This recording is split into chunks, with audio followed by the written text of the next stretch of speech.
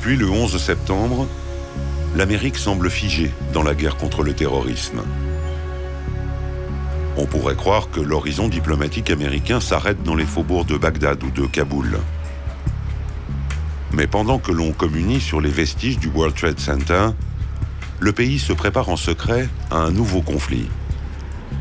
Une guerre non déclarée, mais qui occupe la première place sur les rapports des agences de renseignement et de la Maison-Blanche. Avant Al-Qaïda, avant le bourbier irakien. La menace chinoise, la nouvelle guerre de l'Amérique.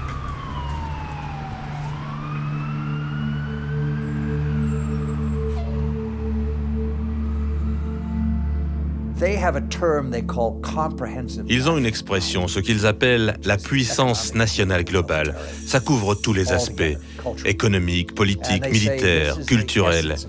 Et ils disent, c'est l'essence même de la Chine. C'est le temps pour la Chine de se lever, l'époque de la Chine est arrivée, c'est le retour de la dynastie Tang. Nous sommes une grande puissance, nous sommes une puissance mondiale. Ils jouent l'ancienne stratégie de Sun Tzu, c'est-à-dire gagner le combat sans tirer une balle, ou plutôt gagner le combat sans perdre un seul homme. C'est la meilleure façon de gagner le combat. Et ils sont très imprégnés par ça, mais ils ont envie de se battre.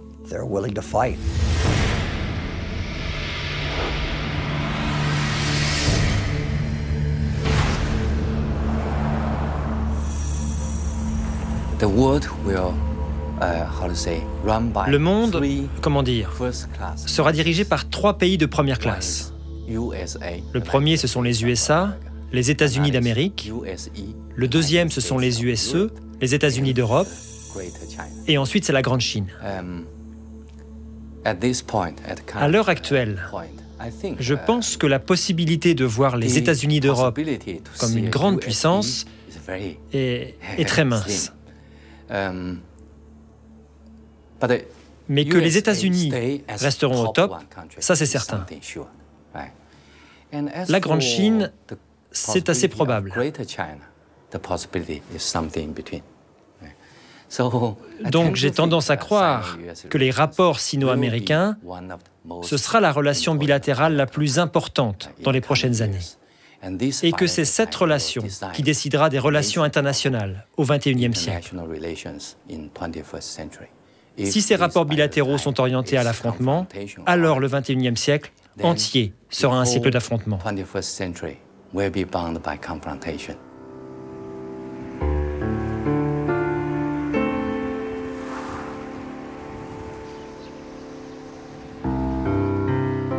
L'île de Kinmen, la véritable frontière entre les deux géants, le lieu ultime de leur face-à-face.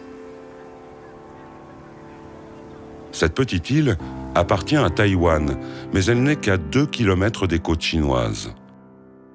La province du Fujian, dont on aperçoit les rives, inaccessibles, et où des centaines de missiles balistiques pointent vers Taipei. 24 heures sur 24, on observe ici depuis 60 ans la Chine communiste. L'île, régulièrement menacée par Pékin, a subi des milliers de bombardements. Elle n'a jamais cédé. L'Amérique a fait passer un message à Pékin. La chute de Kinmen serait le début d'un affrontement direct. Nous sommes dans le détroit de Taïwan. C'est ici qu'un affrontement militaire pourrait un jour commencer.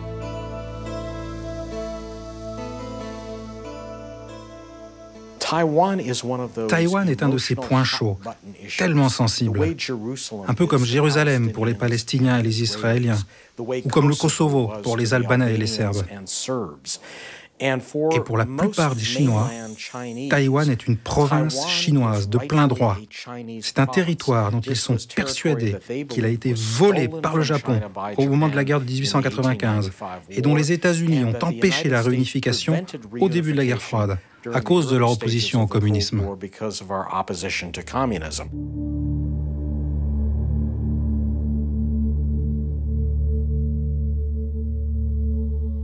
En 1996, c'est dans ce détroit de Taïwan que la Chine et l'Amérique se sont lancés leur plus grand défi militaire. À Taïwan, les élections présidentielles en cours agacent le régime de Pékin. L'armée chinoise décide alors de lancer de grands exercices militaires dans le but de tester la réaction américaine.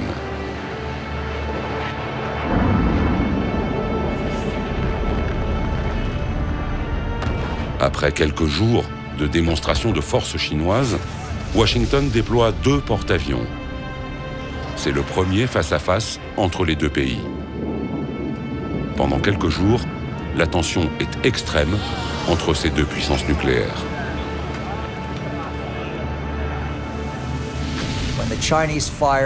Les Chinois ont tiré des missiles balistiques à courte portée, à capacité nucléaire au nord et au sud des côtes de Taïwan. Ils ont effectué ce qu'on appelle un grand parcours au tir réel. Et le président Jiang Zemin était là. Ils utilisaient un langage très belliqueux. Et c'est là que nous avons envoyé un groupe de combat sur le littoral est. Et cette démonstration de force a réglé la question immédiatement. Les Chinois ont pensé que c'était excessif. Ils ont pensé qu'ils avaient un accord tacite avec les États-Unis et qu'ils pouvaient sans risque déplacer un arsenal limité pour montrer leur sérieux sur la question. Et que les Américains adopteraient une réponse très limitée et qu'après, tout le monde reculerait. Alors ils ont vécu le déploiement d'un second porte-avions américain comme excessif et en quelque sorte humiliant parce qu'ils ne pouvaient rien faire pour retarder ou empêcher le déploiement de ces 2 porte-avions.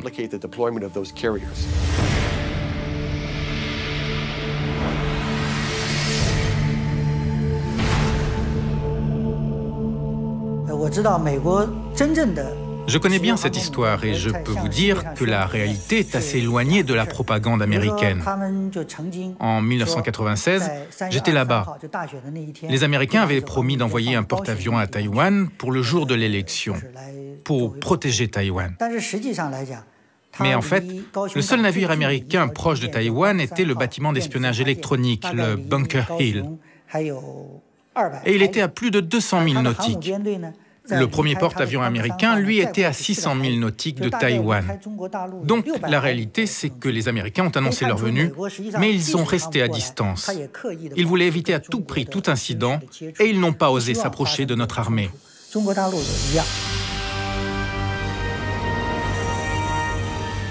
Même si les Américains n'ont pas pris beaucoup de risques, aux yeux du monde, ils ont réaffirmé un principe intangible de leur politique. Ils soutiennent Taïwan. Et ils continueront malgré le développement de la puissance chinoise.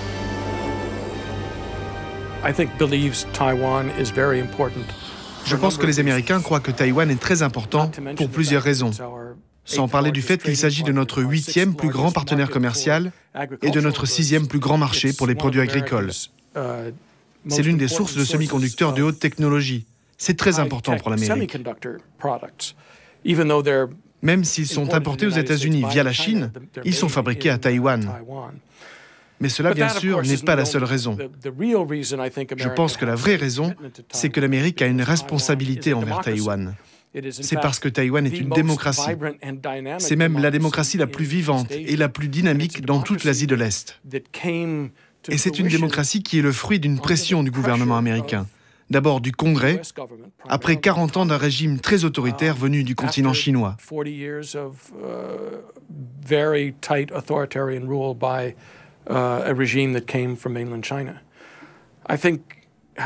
Je pense néanmoins que la vraie raison pour laquelle les États-Unis et surtout le Pentagone s'inquiètent tellement du sort de Taïwan, c'est parce que depuis 50 ans, ça a été un partenaire crucial en matière de défense et d'espionnage, y compris pendant ces 30 dernières années, depuis la reprise des relations avec les républiques populaires de Chine. Nous avons gardé une très forte coopération de défense et d'espionnage avec Taïwan. Strong intelligence collection relationship with Taiwan. Je dirais que les États-Unis ont un engagement historique envers Taïwan. Ça remonte à la Deuxième Guerre mondiale. Nous étions là. Et on cherchait une puissante démocratie chinoise unifiée. Eh bien, on en a eu les 2/3. On a eu une Chine puissante et unifiée, mais pas démocratique. Maintenant, on appelle la Chine un partenaire responsable. Eh bien, nous en avons la moitié. Nous avons un partenaire mais pas responsable. Les États-Unis ont une obligation légale et morale envers Taïwan. Nous ne pouvons pas rester sans rien faire et accepter une invasion par ce que nous considérons comme une puissance communiste autoritaire. C'est pas possible.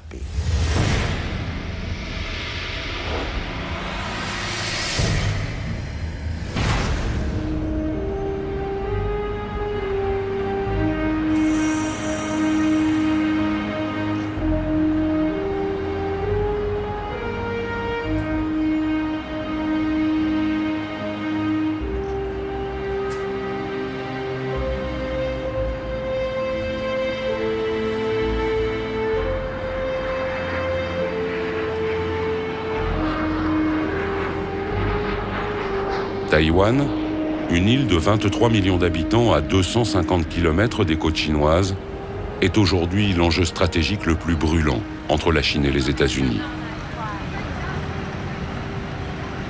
Taipei, la capitale, affiche sa réussite économique. C'est l'un des plus grands centres mondiaux de l'industrie électronique, une ville moderne, libre, jeune et toujours bruyante. En 1895, Taïwan a été envahi par le Japon. 50 ans plus tard, la défaite japonaise consommée, les traités de paix rendent le territoire à la Chine. Une Chine alors en proie à la guerre civile entre les communistes de Mao et les nationalistes de Chiang Kai-shek. Lorsque la bataille tourne à l'avantage de Mao, le général Chiang, aidé par les Américains, se réfugie à Taïwan avec ses soldats.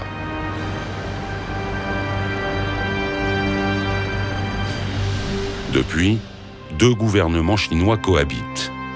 À Pékin, le régime communiste, qui contrôle tout le continent. À Taipei, le régime nationaliste, devenu petit à petit une démocratie, qui s'appelle République de Chine, mais qui ne contrôle que Taïwan. Officiellement, ces deux gouvernements affirment être les représentants légitimes de tous les Chinois. Taïwan n'est pas reconnu comme un État par l'ONU. Une vingtaine de petits pays seulement entretiennent des relations diplomatiques avec l'île. Fragile indépendance. D'autant qu'à Pékin, on considère Taïwan toujours comme la 23e province de la République populaire, une province rebelle que le régime entend réunifier à la mère patrie.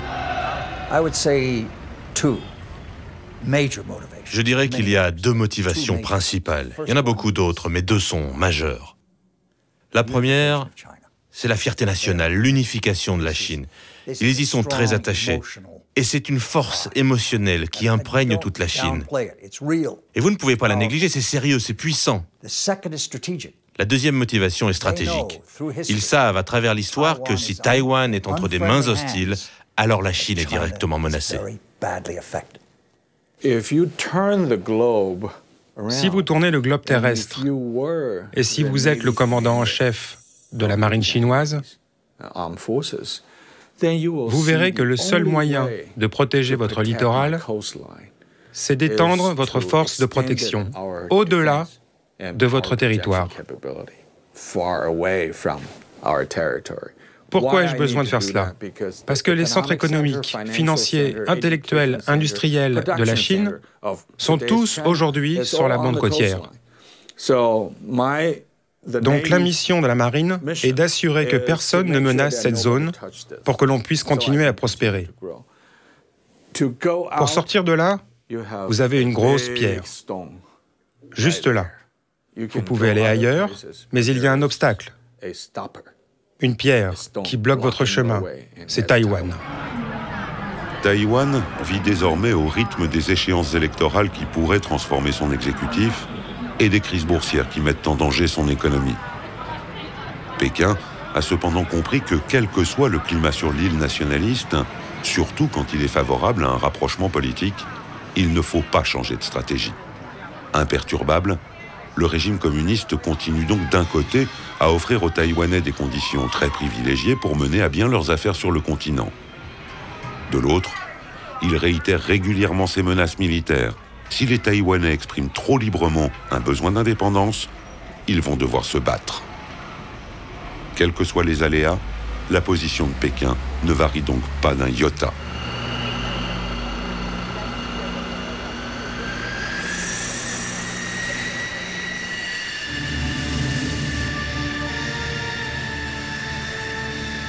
Une autoroute au milieu de l'île de Taïwan. En quelques minutes, elle a été transformée en piste d'atterrissage. La population regarde l'exercice militaire, elle y est habituée. Les Mirage 2000 français ou des F-16 américains atterrissent et décollent dans un énorme vacarme.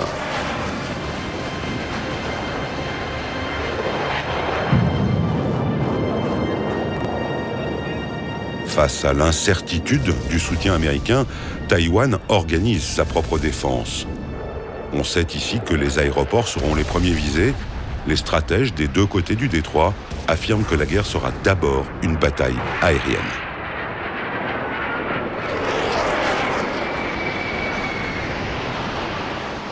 Je crois que tous les experts du monde savent que c'est très difficile de réussir un débarquement. On se souvient encore de celui en Normandie. Dans un détroit comme le nôtre, c'est dans l'air que se fait la différence. Et nous avons toujours cherché à garder un avantage dans l'espace aérien face à la Chine.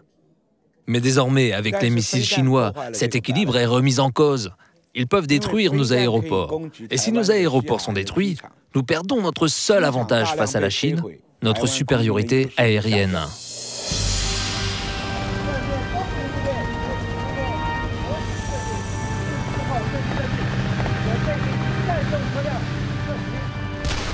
Les forces taïwanaises se concentrent donc dans l'armée de l'air, mais aussi dans les forces spéciales terrestres. Elles s'entraînent pour faire face à l'armée populaire de libération chinoise. En cas de conflit, on s'attend sur l'île au parachutage de troupes d'élite venues du continent pour attaquer les cibles stratégiques taïwanaises. Chaque Taïwanais est conscient que si la guerre éclate, c'est Taïwan qui va prendre les premières balles. Non seulement nous allons prendre les premières balles, mais ça continuera pendant 2 semaines, voire 1 mois avant que les renforts américains arrivent. Et il n'y a aucune chance que les États-Unis viennent s'engager dans un combat difficile. S'ils veulent vraiment s'engager, il est préférable pour eux d'attendre que les Taïwanais aient d'abord décimé les troupes d'élite chinoises. Alors, les États-Unis pourront arriver, nettoyer le champ de bataille et remporter une victoire facile. Tout le monde connaît cette réalité à Taïwan.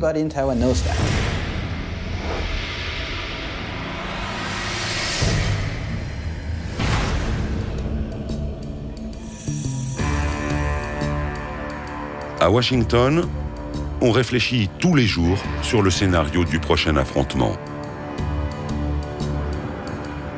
On sait que la puissance militaire chinoise a considérablement progressé. Mais le Pentagone garde le mystère sur ses intentions en cas de nouvelle crise taïwanaise. Le soutien américain à Taïwan n'est pas automatique et il ne l'a jamais été. Les États-Unis ont toujours gardé la même politique ambiguë dans laquelle ni Pékin ni Taïwan ne peuvent savoir quelle sera la réponse américaine dans certaines circonstances.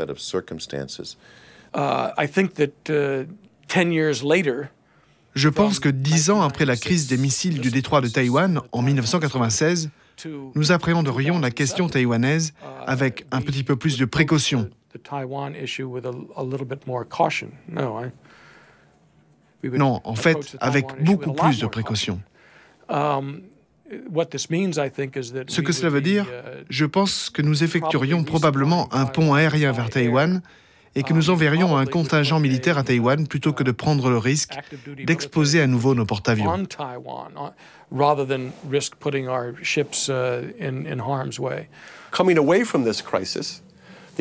Je pense que les États-Unis n'ont pas tiré les bonnes conclusions de cette crise de 1996.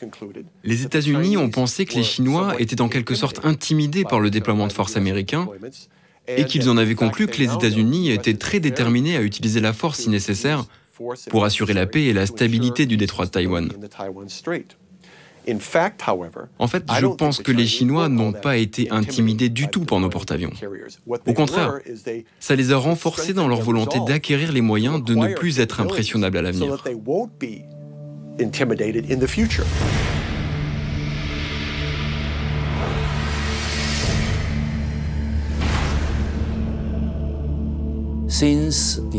Depuis 1996, c'est-à-dire depuis la confrontation entre la Chine et les États-Unis dans le détroit de Taïwan, je pense que la modernisation de l'armée chinoise s'est accélérée.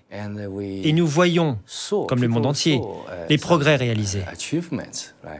Maintenant, la Chine possède le J-10. C'est un avion de combat de la 3e génération. Ce qui fait de la Chine le 3e pays indépendant à produire des chasseurs de 3e génération. Je pense que c'est un signal fort en direction des États-Unis pour montrer l'avancée de la modernisation militaire chinoise. If China's terminal objective is trying to si leur but final est de prendre Taïwan par la force, je pense que la capacité militaire est suffisante. Mais selon moi, ce n'est pas leur but. Car ils augmentent leur budget militaire depuis des décennies, presque chaque année avec un pourcentage à 2 chiffres. Et leur budget n'est pas transparent. On peut estimer qu'en réalité, les chiffres sont 2 voire 3 fois plus élevés que les budgets qu'ils publient.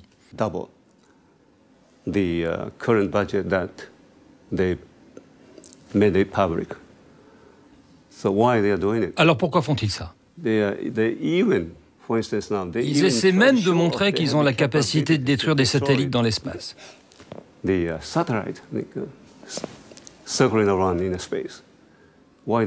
pourquoi font-ils ça? Parce qu'ils veulent montrer au monde entier qu'ils sont capables de devenir un jour la superpuissance capable de dominer même les États-Unis.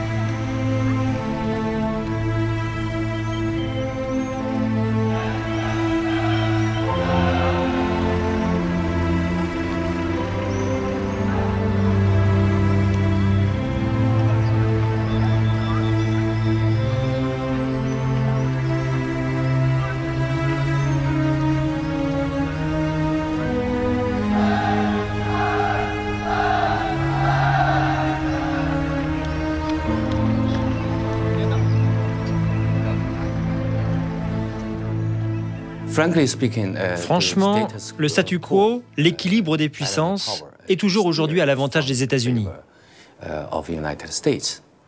Mais je pense que les rapports de force sont en train de changer. Et le temps joue en faveur de la Chine.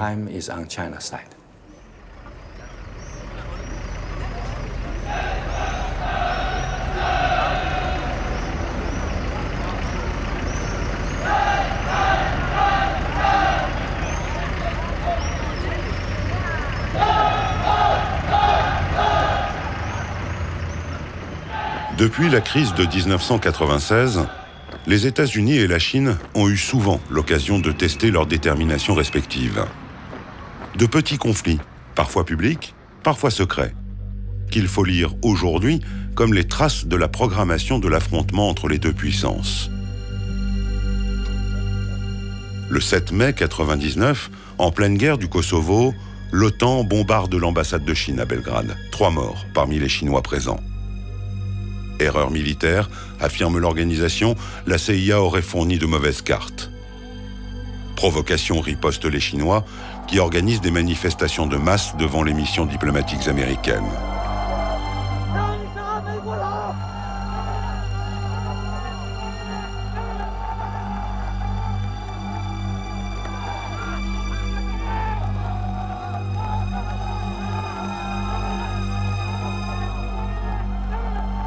Moins de 2 années plus tard, la Chine s'offre une petite revanche.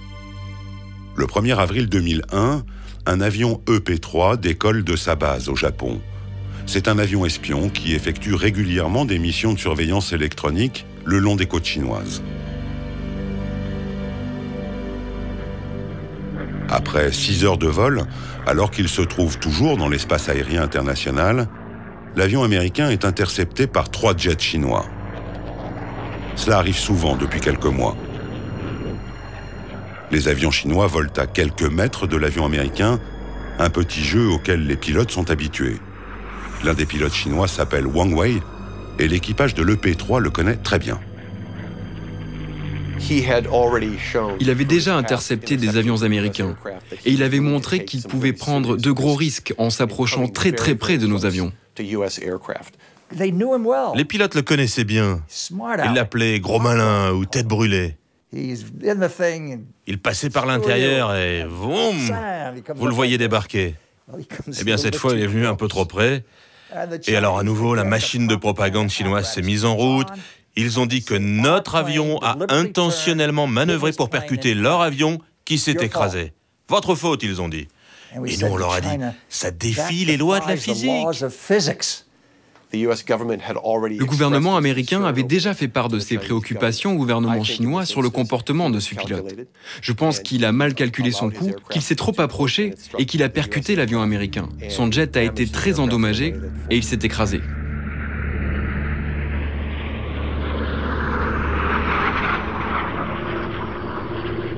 L'avion de chasse chinois plonge vers la mer.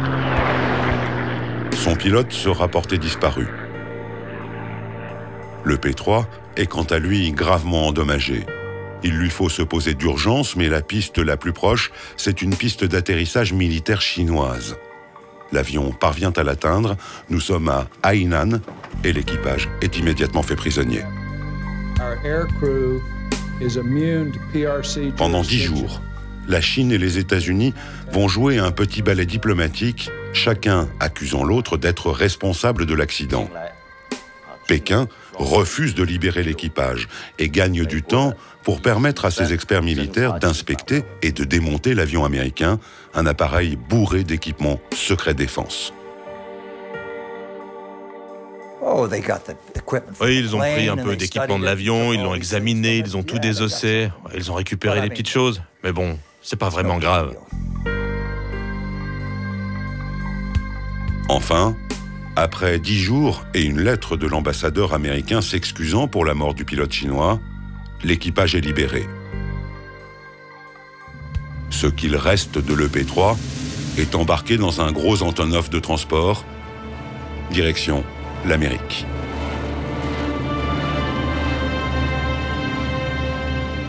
L'armée populaire de libération progresse ainsi à chaque petite bataille.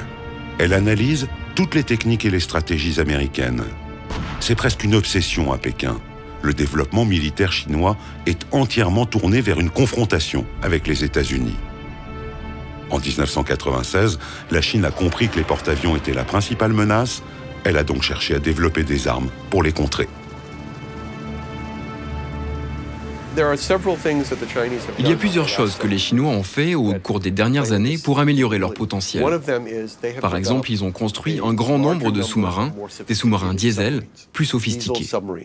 Et contrairement à ce que beaucoup de gens pensent, beaucoup de sous-marins diesel sont plus silencieux que certains sous-marins nucléaires. Ils sont très difficiles à repérer. Les Chinois ont développé un grand nombre de ces nouveaux types de sous-marins diesel. Ils ont aussi mis au point de nouveaux navires de guerre de surface. Ces deux compétences peuvent avoir des conséquences concrètes sur la situation taïwanaise.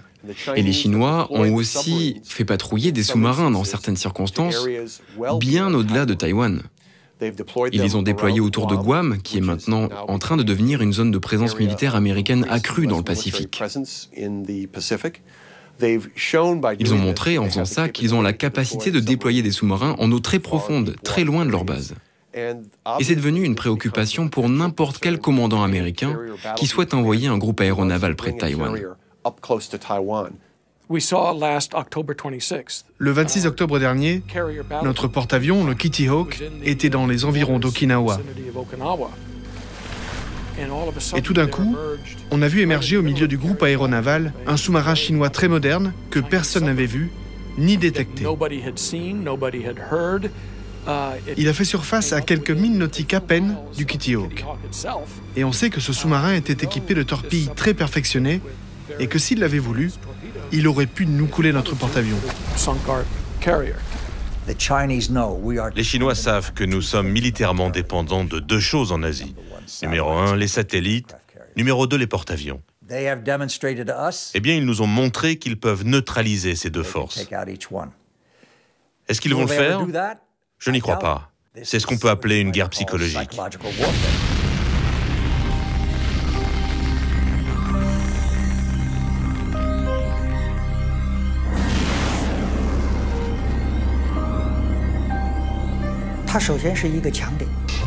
Les satellites, c'est un point fort américain.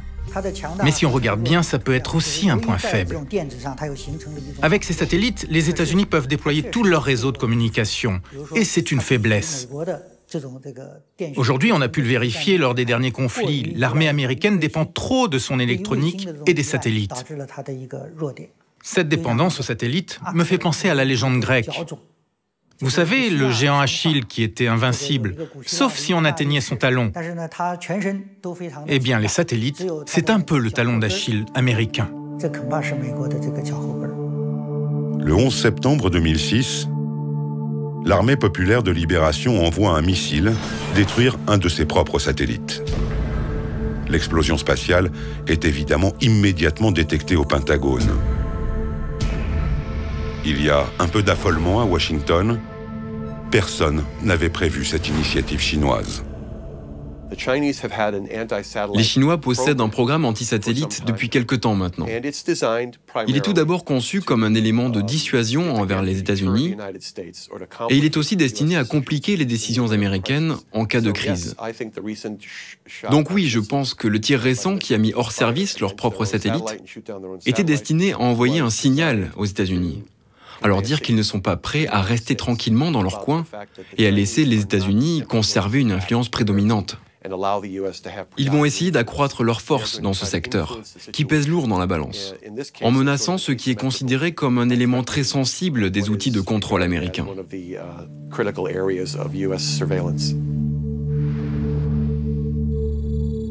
L'armée chinoise a aussi développé un autre système pour aveugler les satellites américains. Des lasers géants qui ne les détruisent pas, mais qui les aveuglent suffisamment pour les rendre inutiles. Ça n'est pas de la science-fiction, mais une technologie déjà en service. Et puis, il existe une arme plus terrible encore, une arme que les Américains ou les Français maîtrisent déjà et que l'armée chinoise a développée en priorité. Les Chinois ont étudié très attentivement la dépendance américaine vis-à-vis du spectre électromagnétique. L'utilisation des communications et d'un réseau entre les satellites, les navires et le système de commandement sur le champ de bataille.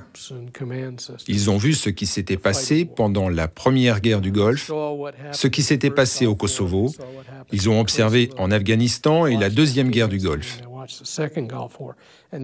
Et ils se sont rendus compte que nous sommes de plus en plus dépendants du spectre électromagnétique et de la qualité des communications.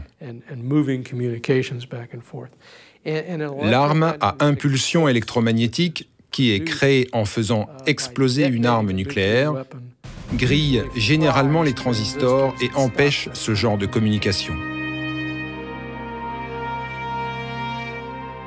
L'arme à impulsion électromagnétique déclenche à partir d'une explosion nucléaire une onde électromagnétique. Lorsque cette onde atteint des bateaux ou des avions, elle détruit instantanément tous les équipements électroniques embarqués. Personne ne meurt si on est suffisamment loin de l'explosion nucléaire. Mais les bâtiments de guerre américains, totalement dépendants de l'électronique, seraient immédiatement hors service. Le rapport du Pentagone décrit une arme qui utilise une explosion nucléaire pour générer une arme à impulsion électromagnétique, autrement dit EMP. J'ai demandé à des responsables du Pentagone pourquoi vous ne dites pas qu'ils ont généré leur EMP de façon conventionnelle. Et ils ont répondu, nous ne voulons pas qu'ils sachent que nous le savons. L'EMP généré de façon conventionnelle pose moins de problèmes et est plus utilisable ou plus pratique, car lorsque vous l'employez, il n'y a pas de retombée nucléaire. Il y aura moins de protestations internationales. Ils possèdent déjà cette arme.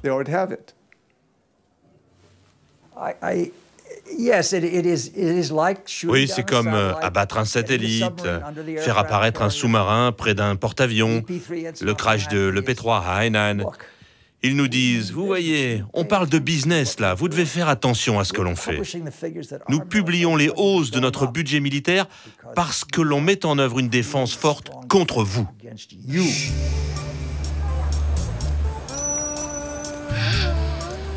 Cette puissance que la Chine développe n'est pas seulement militaire. Le régime a compris qu'il devait utiliser chaque citoyen, chaque entreprise, chaque organisation dans sa confrontation avec les États-Unis. Une course à l'armement n'aurait pas de sens contre Washington. C'est une guerre pour l'énergie, les médias, la culture, les matières premières. Et face à une Amérique qui surconsomme, qui se surendette, une Amérique obèse de ses propres excès, la Chine oppose sa meilleure arme, sa vertigineuse croissance économique. La nouvelle menace, ce n'est pas la menace militaire classique, l'affrontement direct d'un pays contre un autre.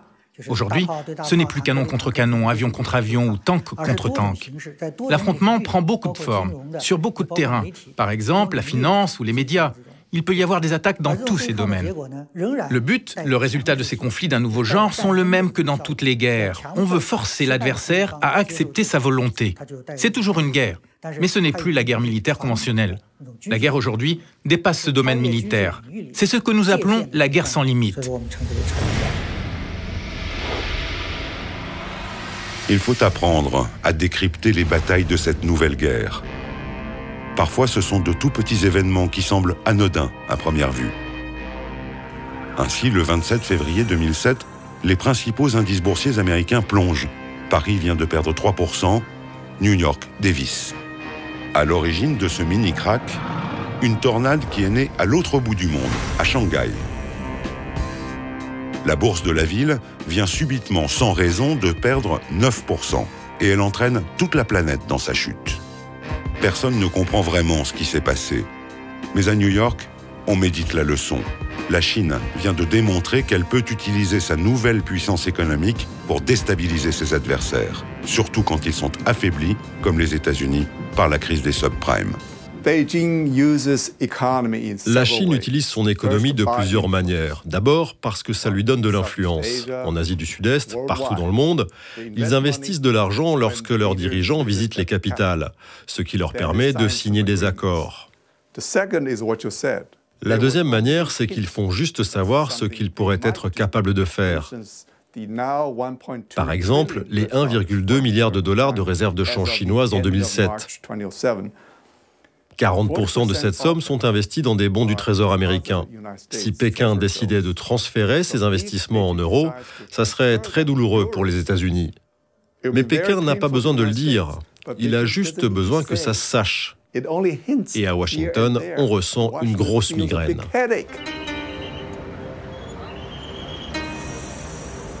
La Chine et l'Amérique multiplient ainsi les champs de bataille. La contrefaçon des DVD d'Hollywood, le rappel des jouets chinois par des constructeurs américains, la réception du Dalai Lama à Washington, le rachat par Pékin de compagnies pétrolières. Des centaines de conflits. La Chine et l'Amérique pensent qu'ils doivent dominer pour survivre. Les États-Unis consomment à eux seuls plus de 35% de toute la consommation mondiale. C'est 8 fois plus que ce qu'ils représentent dans le monde par leur population. Alors bien sûr, ils adorent cette position en tant que seule superpuissance. Ils peuvent accéder à de nouvelles ressources. Alors tous les partis politiques américains soutiennent la même politique étrangère. Les États-Unis doivent demeurer le seul leader mondial. Et ils restent sur leur garde face à tout pays, quel que soit le nom de ce pays. La Chine, la France, la Russie, l'Allemagne, l'Inde, le Brésil. Le pays qui viendra menacer leur domination sera pour eux un problème.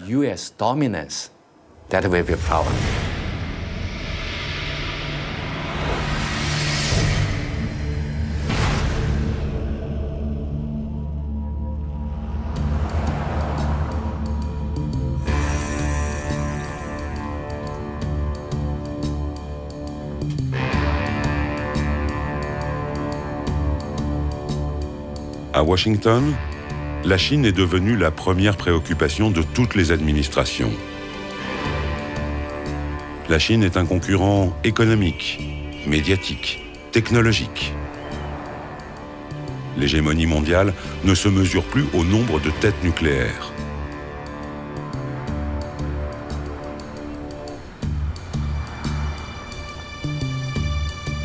Au Congrès, on a même installé une commission permanente d'enquête, unique en son genre, chargée d'étudier les défis économiques et de sécurité posés par la Chine. L'URSS n'avait pas eu droit à autant d'attention du temps de la guerre froide.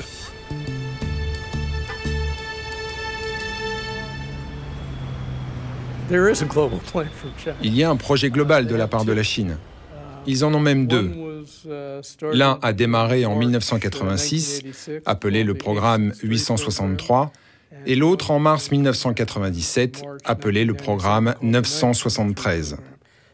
Le premier, le programme 863, appelé aussi Opération Torche, était conçu pour repérer et rapporter à la Chine des technologies à double usage. À la fois pour améliorer la technologie de base chinoise dans l'économie et l'industrie, et en même temps pour améliorer ses capacités militaires. C'est quelque chose de bien organisé, vous savez. Chaque industrie reçoit chaque année du gouvernement central une liste d'objectifs à atteindre et la main-d'œuvre pour y arriver. Donc oui, c'est organisé. Ce n'est pas parfait, mais c'est organisé.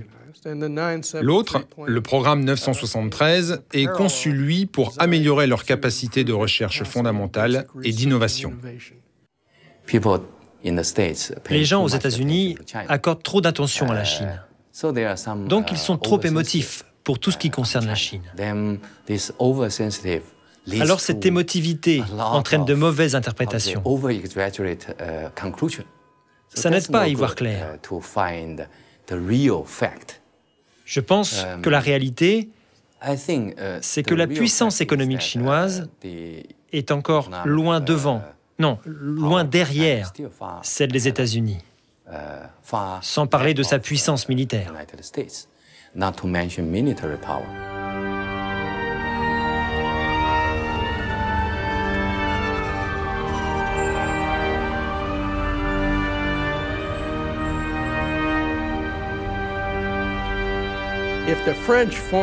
Si les services secrets français approchent un étudiant et lui demandent « Quand tu seras dans telle ou telle université aux États-Unis, on veut que tu ailles dans des laboratoires et que tu récupères des informations. » L'étudiant peut répondre « Je suis occupé, ça va me déranger dans mes études. » Si le service d'espionnage chinois approche un étudiant chinois et lui dit « Tu veux un visa ? Tu veux un passeport ? Quand tu seras aux États-Unis ou en France, tu feras ta thèse là-dessus. Tu vas travailler sur ce projet et tu nous feras un rapport, sinon tu ne trouveras jamais de travail en Chine, ou bien ta famille perdra sa maison. Ils sont capables de faire ça. The United States cannot maintain itself as a superpower if we allow our industrial. Les États-Unis ne peuvent pas se maintenir en tant que superpuissance si nous autorisons la délocalisation de notre production industrielle. Et c'est ce qui se passe aujourd'hui. C'est ce qui se passe dans beaucoup de nos industries essentielles. Et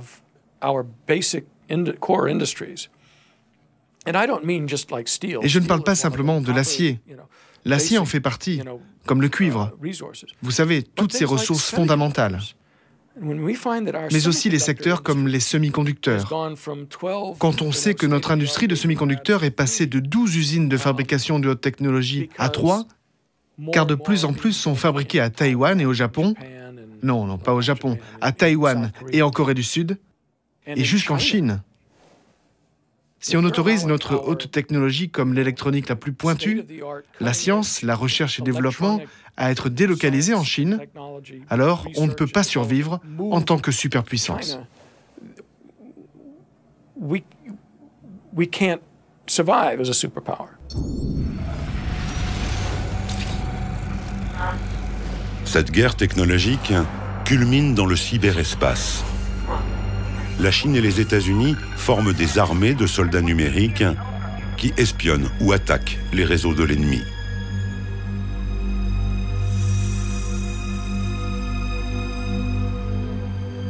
En mars 2006, le département d'État, le ministère des Affaires étrangères à Washington, décide d'acheter 16 000 ordinateurs de la marque chinoise Lenovo, qui vient juste de racheter IBM.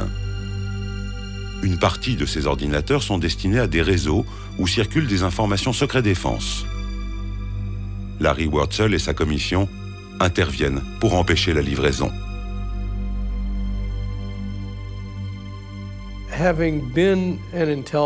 J'ai été un officier des services secrets pendant longtemps, 25 ans dans l'espionnage militaire.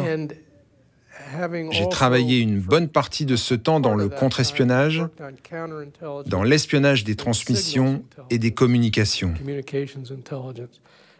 Donc je sais, je peux dire que c'est techniquement possible d'implanter des logiciels ou même des éléments matériels dans un ordinateur pour permettre à quelqu'un l'accès à un réseau entier.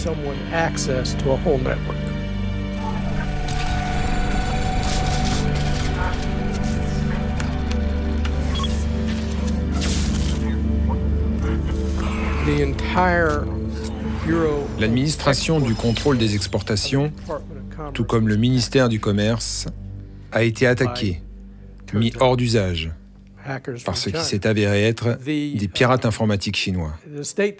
Le département d'État lui-même a perdu un service et tous ses ordinateurs à cause de ces mêmes pirates chinois. Le système informatique de l'Université de la Défense nationale a été éteint.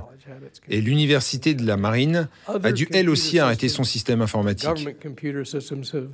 D'autres réseaux informatiques du gouvernement ont été attaqués. Le général Cartwright, le commandant du centre de stratégie, a récemment témoigné devant le Congrès à ce propos. Donc je savais tout ce qui se passait et je sais encore ce qui se passe. On l'a appris grâce à cette commission parce que nous avons accès aux informations confidentielles. Je peux juste dire que dans beaucoup de cas, les États-Unis savent que ces attaques viennent de la Chine et savent qu'elles viennent même d'organisations spécifiques en Chine. Mais je ne peux pas divulguer d'autres détails.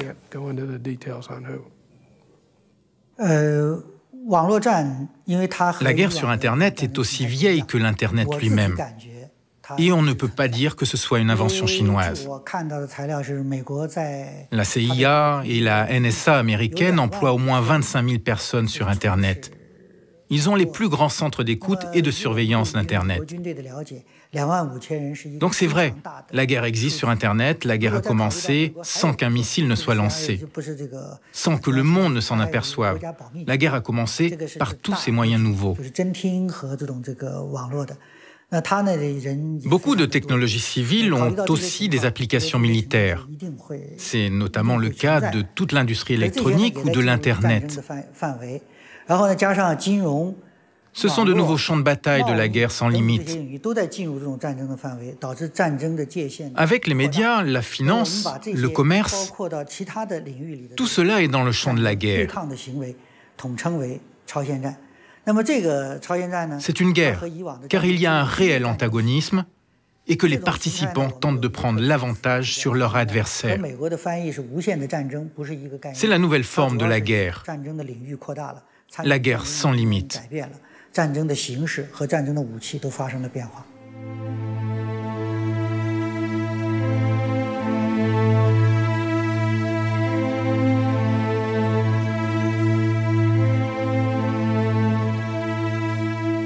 Cette guerre sans fin a déjà commencé. Un peu partout dans le monde, on se bat pour le pétrole, pour l'eau, pour des ressources que le développement de la Chine rend limitées aux yeux de l'Occident. L'Amérique utilise sa domination militaire pour asseoir sa puissance et garantir ses approvisionnements. La Chine propose une stratégie asymétrique. Elle cherche les points faibles de son adversaire. Cette guerre se manifeste désormais partout dans le monde. En Corée du Nord, en Birmanie, en Iran, au Darfour, partout où la planète brûle, la Chine et l'Amérique s'opposent en coulisses. Rappelez-vous Deng Xiaoping, il ne peut pas y avoir deux tigres sur la même colline.